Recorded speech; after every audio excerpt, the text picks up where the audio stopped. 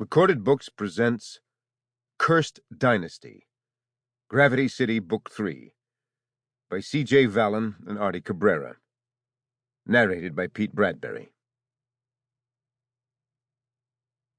Prologue. Balancing the Books.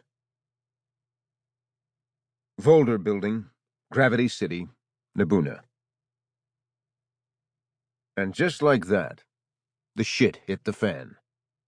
There was nothing that could shake the panic gripping Martin Pitkin. Maia Reed had done the unthinkable. She unilaterally announced the proposal of a conglomerate merger. Perhaps an acquisition, even. She didn't come right out and say it, but Pantheon was back in the hunt, and heads were about to roll. Sweat beaded Pitkin's forehead as he stepped onto the elevator. Fidgeting, he continuously checked his watch. The concierge called and said that his car had arrived. It was 80 stories down to the lobby. Still, not enough time to devise a plan on how he's going to squeak through this one unscathed. Where would he go? Maia Reed's announcement was more than just an adjustment or the familiar growing pains that came with stock trading. Stocks buoyed all the time, and the market crashed.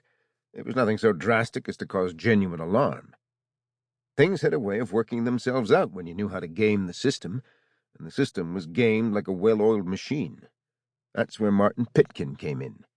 He wasn't your ordinary stock trader, banker, bail bondsman, and occasional lawyer. He was on the dubious side of the money, an inside guy. He'd managed to pull quite a few strings for people high up on the totem pole and pulled them out of some tight spots.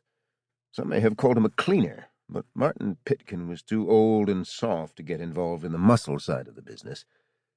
With an atrophied arm and a bad knee, he depended on his smarts to do most of the heavy lifting. Some of his clients included politicians, moguls, galactic autocrats, reprobates, high society influencers, young celebrities, and some who may or may not have dabbled in the criminal aspects of life. In the end, it didn't matter. They were all cut from the same cloth when you got down to it. They all wanted money, they all wanted power, and it was all fueled by their unending hubris. The racket was simple enough. When opportunities arose, a channel of deep insiders toggled the data and routed a non-traceable wire along to Pitkin. Pitkin then made discretionary calls to those who needed to know before stocks tanked, keeping the rich on the upswing by day and sleeping like babies by night. Sometimes you had to let the market falter ever so slightly so that it looked legit. You even had to play and move clients' money around to make magic happen, but even his clients were privy to that. As long as he didn't completely shit the proverbial bed, clients gave him all the rope to work with to win them big money. Only the real losers and outsiders lost their shirts. The small players, the tourists and degenerates who gambled their measly paychecks away were what really kept the system afloat. They were the sacrificial pawns that fed the system whole hog and kept it from bottoming out. In turn, Pitkin was compensated for his deeds and took care of those who took care of him. Everyone was happy. Until tonight, that is. Maia Reed announced her absurd declaration on live television earlier, making shameless demands of the city. Pitkin relied on his channels for the heads-up when news like this was about to come down the pike. If it did, whether it was either going to be a windfall or a monumental disaster, it wouldn't have mattered. Pitkin would have ample time to cover it.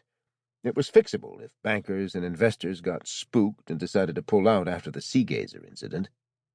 Pitkin always had a way to pull the suckers back in once the panic cooled down. If everyone decided to put all their chips on Maia, then the market would boom. It was a win-win situation. Except neither happened. Pantheon pulled out of the market altogether and went private, and the inside players went ghost on him. They all squeezed Pitkin out of the system, and the lack of warning spoke volumes.